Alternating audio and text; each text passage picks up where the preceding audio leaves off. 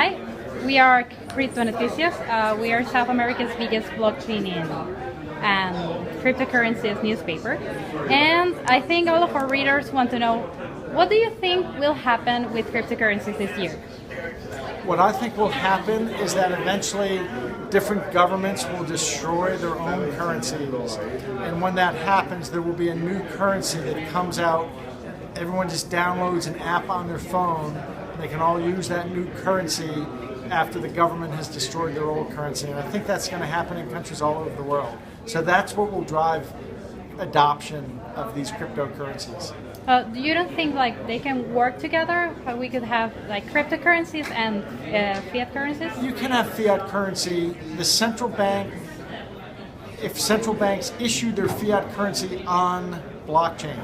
Now one of our investments is a company in Barbados, which is the leading company in the world for central banks who want to issue currency on blockchain. We have it, get in touch.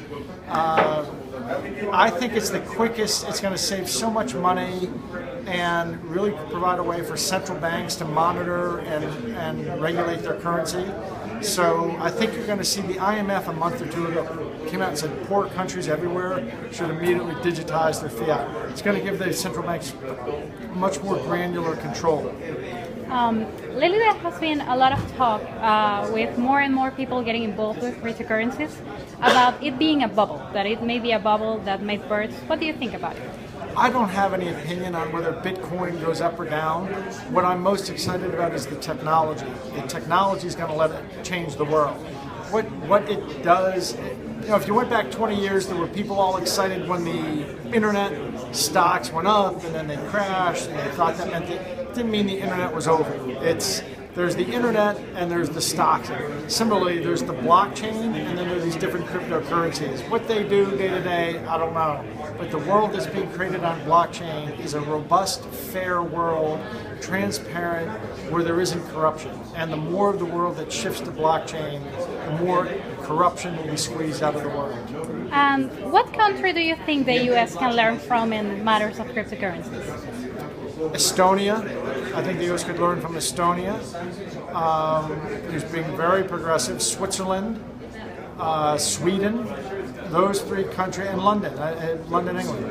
Those places are being much more, I'd say, forward-leaning. The American government's being very, actually, they've been slow-moving, but they're not against it. They're letting it happen. But in terms of countries that are really embracing it, Singapore, Estonia, Sweden, maybe the Netherlands, and London, Switzerland. What measurements do you think that the U.S. government should take in this year that's coming in order for cryptocurrencies and regulations to be hand in hand?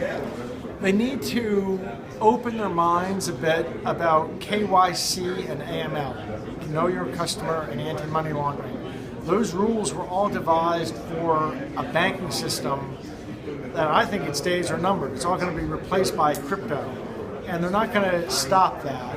So we have to figure out how to adopt those rules, legitimate laws. I understand why they, want to keep terrorist money out of the system. So that we have to come up with blockchain ways of doing the same thing, but they don't get to just put a halt on blockchain while they figure it out. And the countries, if the U.S. it's going forward in other countries anyway. So they're really self-defeating if they try to stop it moving forward, which I think why they're not going to. Well, it has been a pleasure.